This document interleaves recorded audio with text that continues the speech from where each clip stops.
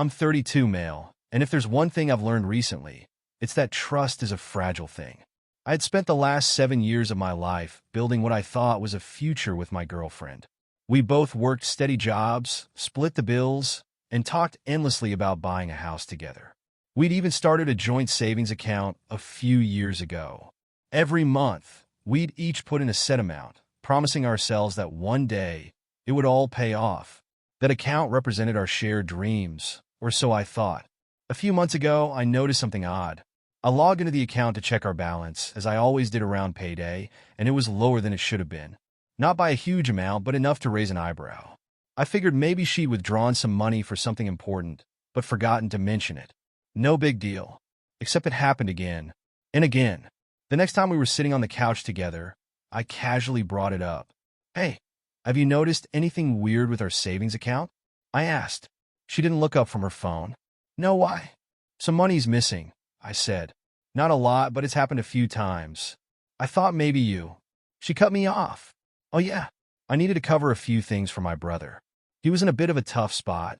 Her tone was so dismissive it caught me off guard. "Wait, what?" I asked. "You used our savings?"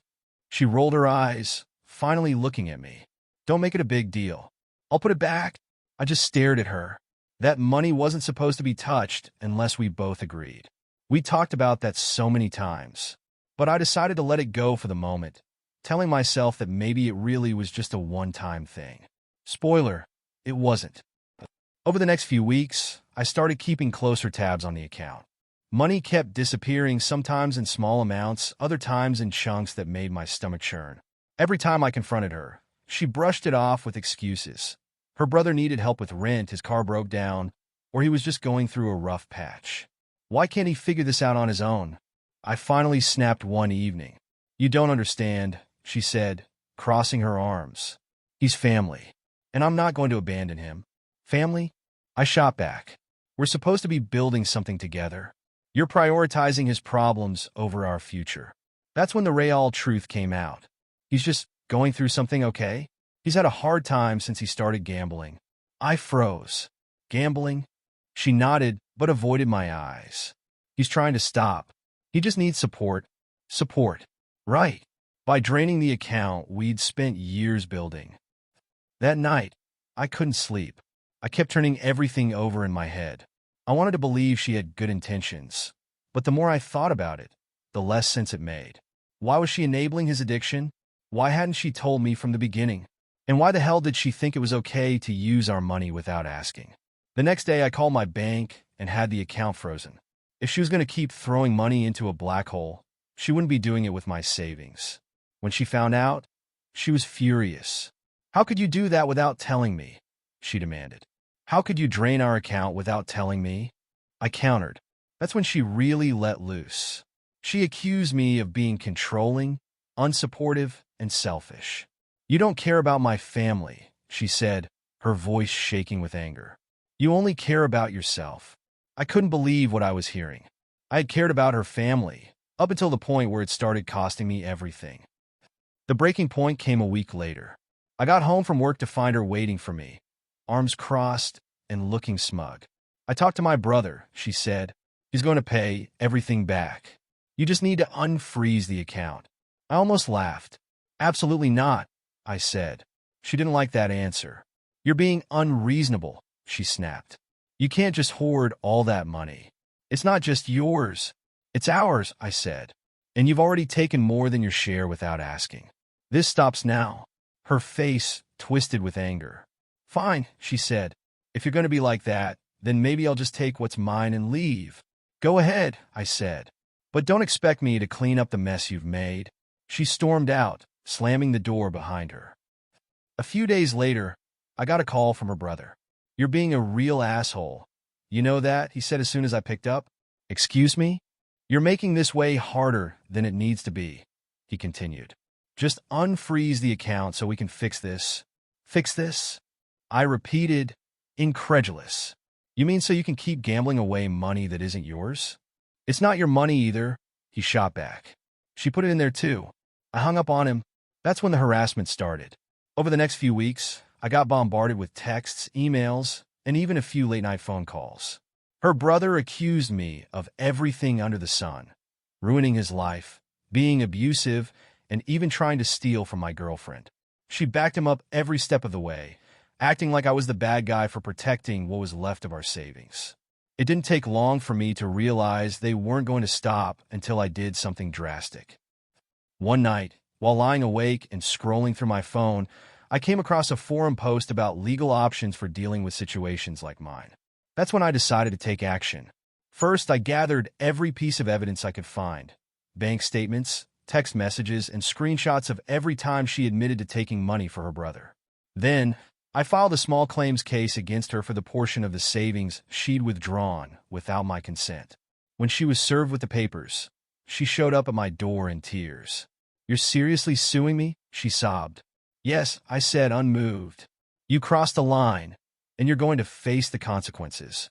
She tried everything to get me to drop the case. She begged, she screamed, and she even tried to guilt me by saying I was putting her in an impossible position. But I held firm. By the time the court date rolled around, I had more than enough evidence to prove my case. The judge ruled in my favor, ordering her to repay me every penny she'd taken. But that wasn't the end of it. Her brother, furious at how things had turned out, decided to retaliate. He showed up at my workplace one afternoon, causing a scene and accusing me of ruining his life. Security had to escort him out, but not before he screamed that this wasn't over. Big mistake. After that, I filed a restraining order against him. The court granted it without hesitation, given his erratic behavior and history of gambling-related issues. The final nail in the coffin came a few weeks later, when I received a call from a mutual friend. Apparently, my ex and her brother had tried to go after someone else to fund his addiction, but it backfired spectacularly. The person threatened to press charges for fraud, forcing them to back off. As for me, I cut ties completely. I moved to a new apartment, changed my number, and blocked them both on everything. Looking back, I feel a strange mix of emotions. There's anger, sure, but also relief. I learned a hard lesson about trust, and I'm stronger for it. So, if you're ever in a situation where someone you love is dragging you down, remember this: you don't owe them your future. Stand your ground, and don't be afraid to walk away. Cutting them off was supposed to bring peace, but for a while, it was anything but quiet. Even with the restraining order, her brother found ways to send veiled messages through mutual acquaintances. Some were pity plays, like how he was destitute now that his lifeline had abandoned him. Others were more aggressive, subtle threats about airing personal details from my life if I didn't let it go. But I was done playing nice. I decided to do a little digging. Since my ex had been so eager to burn bridges over her brother, I figured there might be more skeletons in their closet. I didn't have to look far. It turned out her brother had been involved in a string of scams over the years. Petty theft, credit card fraud. Nothing major enough to land him in prison, but enough to leave a paper trail. It made me wonder if she had known all along and simply turned a blind eye. What really got under my skin was discovering that some of the money he'd borrowed from our account hadn't gone to gambling debts at all. It had gone toward extravagant purchases, designer clothes, electronics, even a weekend trip to Las Vegas. I couldn't believe she'd been so willing to cover for him. At this point, I wasn't just angry. I was determined to make sure he faced the consequences of his actions. I contacted the local authorities to report what I'd uncovered. Initially, I thought they might dismiss it as a family matter, but when I provided evidence of the transactions tied to fraudulent purchases, they took it seriously. They launched an investigation, and a few weeks later, I got word that her brother had been arrested on charges of fraud and identity theft. It felt like a weight lifted off my chest, not because I wanted to see him suffer, but because I wanted to send a clear message. Entitlement and manipulation have consequences. As for my ex, she tried to reach out one last time after her brother's arrest. This time, her tone was desperate. She left a voicemail saying she was sorry, that she didn't know things would go this far, and that she just wanted to talk. I didn't respond. The fallout was messy. Word got around in our social circle about what had happened, and people started taking sides. Some thought I was justified, while others accused me of being cruel for involving the authorities. One mutual friend even tried to play peacemaker, saying she made a mistake, but you didn't have to ruin her family over it. But here's the thing, I didn't ruin anything. They did that all on their own. I kept my distance from the drama and focused on rebuilding my life. It wasn't easy at first. Trusting people again felt like a monumental task. Every time someone got too close, I found myself questioning their motives. Were they genuine, or would they turn out to be another leech? It took time, but eventually I started to heal. I focused on my career, picked up some new hobbies, and even reconnected with friends I'd lost touch with during my relationship. For the first time in years, I felt like I was living for myself instead of bending over backward for someone else's problems. One day, months after the dust had settled, I got a letter in the mail. It was from my ex. I debated throwing it away without opening it, but curiosity got the better of me. Inside was a handwritten note, surprisingly short. I messed up, it read. I know that now. I let my brother take advantage of me, and in the process, I hurt you. I don't expect forgiveness, but I wanted you to know that I'm trying to make things right. I hope you're doing okay. There was no return address, no phone number, nothing to suggest she wanted a reply. It felt like closure in a way. Not for her. She'd have to live with the fallout of her choices, but for me, I won't pretend that everything wrapped up neatly with a bow. Life's not like that. There are still moments when I think about what could have been if things had gone differently. But those thoughts don't last long. Because in the end, I learned a valuable lesson. Protecting yourself isn't selfish. It's necessary.